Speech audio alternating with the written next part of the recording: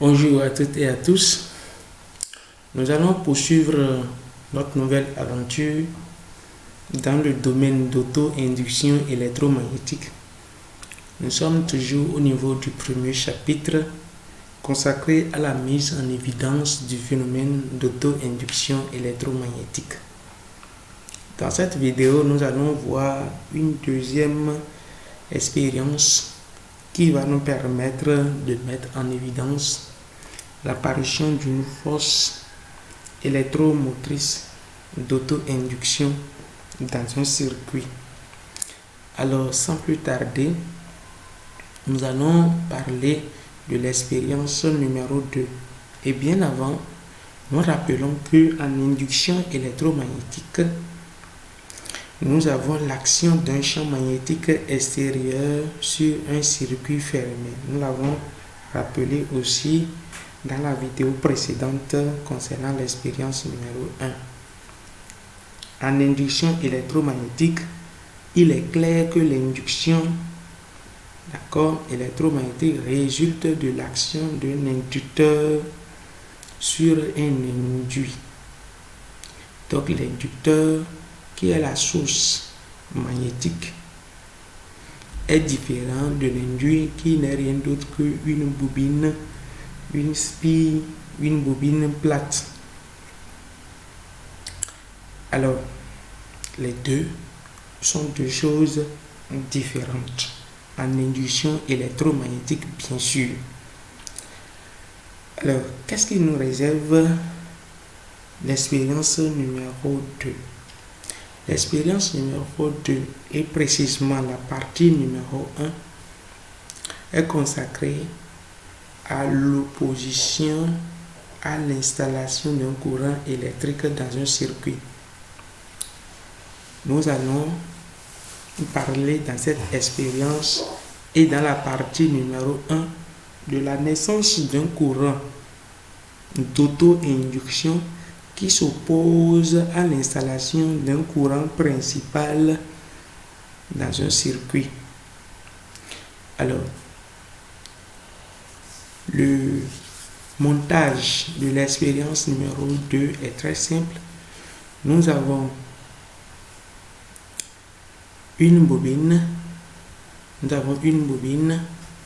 d'accord, et qui est en série avec une lampe que nous allons nommer L1 dans la branche numéro 1, et nous avons ici la lampe L2 et ici une association de résistance. Nous allons appeler ça une résistance équivalente grand R en série avec la lampe L2. Voilà un peu à quoi ressemble le schéma du montage de l'expérience numéro 2. Alors, il est important de signaler que les lampes électriques L1 dans la branche numéro 1 et L2 dans la branche numéro 2 sont identiques. Qu'est-ce qu'il faut rappeler encore?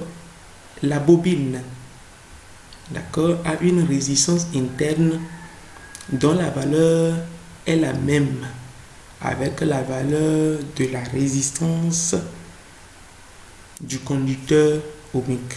La bobine et le conducteur ohmique ont la même résistance. Alors, dans la première partie de l'expérience, nous fermons l'interrupteur. Et qu'est-ce que nous constatons? D'accord, on ferme l'interrupteur. Donc, regardez bien ce qui va se passer. On ferme l'interrupteur. On ferme l'interrupteur. Regardez bien les deux lampes. Voilà. Voilà. Nous allons reprendre l'expérience. On ferme l'interrupteur. Regardez la lampe L1. Regardez la lampe L1 et la lampe L2. On regarde encore une fois. On ferme l'interrupteur. La lampe L1 s'allume. instantanément. D'accord. Ici, nous avons la lampe L1 et ici la lampe L. Ici, nous avons la lampe L2 et ici, nous avons la lampe L1. Donc, on reprend encore l'expérience une fois. Quand on ferme l'interrupteur, la lampe L2 brille instantanément et la lampe L1 s'allume avec un léger retard par rapport à l'allumage de la lampe L1. Mais pourtant, à la fermeture de l'interrupteur K, on établit au même instant la même tension dans les deux branches. Alors, le courant I2 s'installe instantanément. Donc, dès qu'on ferme l'interrupteur, le courant I2 s'installe brusquement dans la lampe, dans la branche numéro 2, et c'est ça qui nous révèle que la lampe L2 brille instantanément. Dès qu'on ferme l'interrupteur, la lampe L2 brille instantanément. Mais le courant I1 s'installe progressivement dans la branche numéro 1 et la lampe L1 brille ou s'illumine avec un retard de quelques dixièmes de seconde par rapport à la lampe L2. Donc, nous avons tendance à imaginer que il y a un courant, un autre courant que nous allons appeler ici un courant d'auto-induction qui s'oppose à l'installation du courant I1 de manière instantanée dans la branche numéro 1. Donc, on constate d'office que c'est la bobine qui est à l'origine de ce retard d'allumage de la lampe L1 par rapport à la lampe L2. Et nous rappelons que les effets électromagnétiques créés par la bobine s'opposent à l'installation du courant I1 dans la branche numéro 1. Les effets électromagnétiques créés par cette bobine n'est rien d'autre que le courant d'auto-induction II qu'il crée pour s'opposer à l'installation du courant I1 dans la première branche. Quelle loi me rappelle cette conclusion? Quelle loi me rappelle cette remarque? C'est bel et bien la loi de Lenz. La loi de Lenz stipule et énonce ceci. Le courant induit, ici le courant auto-induit par ses effets électromagnétiques s'oppose aux causes qui lui donnent naissance. La cause de la naissance du courant auto-induit ici n'est rien d'autre que l'installation du courant I1 dans la branche numéro 1. Donc, le courant d'auto-induction doit s'opposer à cette installation.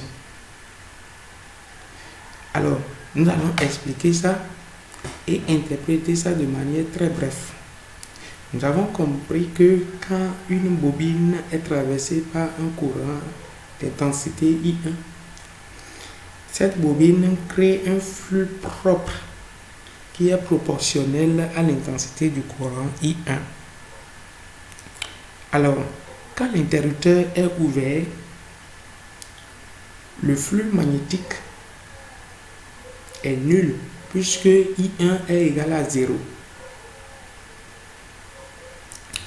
Maintenant, quand on ferme l'interrupteur, l'intensité I1 du courant qui traverse la bobine s'installe et sa valeur passe de 0 à I1, à sa valeur maximale. Donc, c'est normal que le flux passe aussi de sa valeur nulle à sa valeur maximale qui est proportionnelle à l'intensité du courant I1. C'est clair. C'est clair que nous avons une variation du flux pendant un bref instant. Une variation du flux de 0 au flux maximal, à sa valeur maximale. Une variation de flux crée naturellement une force électromotrice d'induction. Que dirais-je? Une force électromotrice d'auto-induction, parce que dans ce cas, nous n'avons pas une source de champ magnétique extérieur qui induit le courant dans la bobine. La bobine elle-même s'auto-induit par la variation du flux propre. C'est pour cela qu'on parle de la force électromotrice d'auto-induction. Donc, vous devez comprendre déjà que l'auto-induction, c'est juste une nouvelle forme d'induction électromagnétique en absence d'un inducteur, d'accord, d'un inducteur qu'on peut toucher et qui peut être différent de l'induit. Le courant d'auto-induction II qui sera créé alors par la bobine va s'opposer à l'installation du courant principal I1 dans la branche numéro 1. Si le courant II devrait s'opposer, ça veut dire que le courant II est de sens contraire avec le courant principal I1. Regardez, I1 va dans ce sens et II va dans ce sens. Lorsque I1 s'établit dans la branche. Et ça, c'est bel et bien la loi de Lenz. Voilà, nous avons le courant auto-induit qui s'oppose à l'installation du courant principal I1. La deuxième partie de l'expérience numéro 2, c'est la naissance, d'accord, d'un courant induit qui va s'opposer à l'annulation du courant principal. Le courant électrique principal veut s'annuler et il y aura naissance d'un courant auto-induit qui va s'opposer à cette annulation, c'est-à-dire qui va combler, d'accord, le vide qui sera créé par la bobine. Toujours l'expérience numéro 2. Nous avons fermé l'interrupteur, la lampe L2 s'est allumée instantanément et L2 s'est allumée avec un retard par rapport à la lampe L. Et la lampe L1 s'est allumée avec un retard par rapport à la lampe L2. À un instant donné, les deux lampes brillent de la même manière. On dit qu'on est à un instant donné au régime permanent. Nous allons revenir sur ça dans les prochaines vidéos. Alors, regardez bien les lampes L2 et L1. Nous allons maintenant ouvrir l'interrupteur.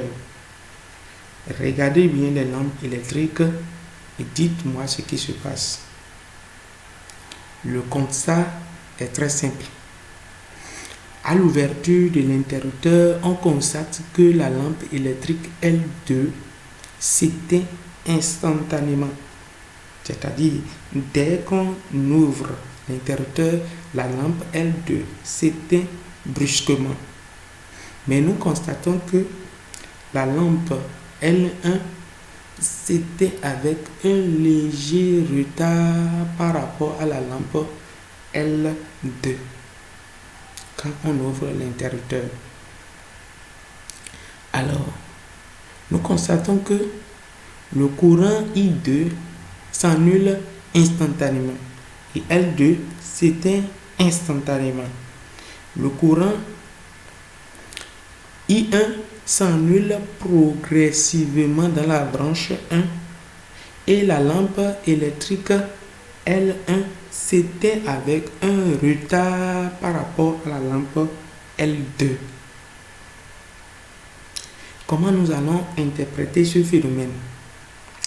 Nous voyons bel et bien que c'est la bobine dans la branche numéro 1 qui est à la base de cette opposition à l'annulation du courant I1 dans la branche numéro 1. Alors, à l'ouverture,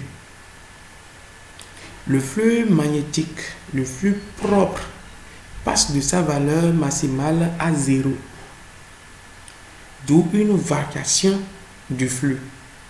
Et si le flux magnétique varie de sa valeur maximale à 0, il est normal qu'on ait la naissance d'une force électromotrice d'auto-induction qui, d'après la loi de Lenz, va s'opposer à l'annulation du courant principal I1 dans la branche numéro 1. Alors, nous avons l'intensité du courant I1. Nous avons l'intensité du courant I1 qui a le même sens que l'intensité du courant auto-induit II dans la branche. Donc, lui, il veut s'annuler. Alors, II vient maintenant d'être créé pour s'opposer à cette annulation, pour combler les pertes de I1 dans la branche numéro 1. Alors, conclusion, une bobine s'oppose à l'installation ou à la rupture du courant dans un circuit fermé. Le courant auto-induit II circule dans le sens contraire que le courant principal lorsque le courant principal s'établit dans le circuit. Un peu dans ce cas, voilà I1 augmente progressivement dans le circuit. Donc, il y aura naissance d'un courant II qui va s'opposer à cette augmentation ou bien à cet établissement. II et I1 sont de sens contraire, d'après la loi de Lenz. Alors, la deuxième conclusion, c'est que le courant auto-induit II circule dans le même sens que le courant principal lors de la rupture ou bien de l'annulation du courant principal. Ici, vous voyez le courant principal I1 qui va dans ce sens et le courant auto-induit II aussi qui va dans ce sens pour s'opposer à son annulation. Bien. Voilà un peu ce que nous pouvons vous expliquer par rapport à la naissance d'un courant d'auto-induction dans une branche. Cette expérience nous montre que sans champ magnétique extérieur, il pouvait avoir la naissance d'un courant induit, c'est-à-dire un courant auto-induit dans un circuit. Nous vous remercions pour votre énorme attention et si vous n'êtes pas encore abonné, merci de bien vouloir vous abonner pour ne pas rater la prochaine vidéo qui sera consacrée à la troisième expérience de la mise en évidence de la force électromotrice d'auto-induction dans un circuit sans générateur. Nous vous remercions pour votre aimable attention. Abonnez-vous pour ne pas rater la suite de cette série.